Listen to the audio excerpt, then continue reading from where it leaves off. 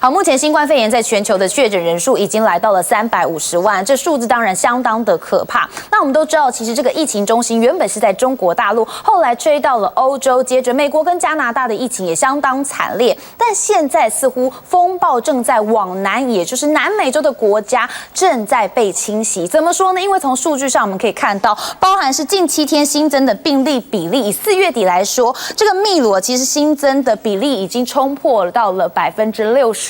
那这巴西则是来到了58.6%，这两个国家加起来的确诊人数还超过了4万人，所以大家就认为说，这个南美洲的国家要非常小心，真的是要屁屁错了。但是因为接下来进入夏天，大家都认为病情会有所趋缓，尤其病毒非常怕热，但是专家认为说，恐怕没有爱冷怕热的特性，像是很多呼吸道的病毒都是在初秋或是初春产生，所以还是要特别注意。但是镜头我们再转到的是俄罗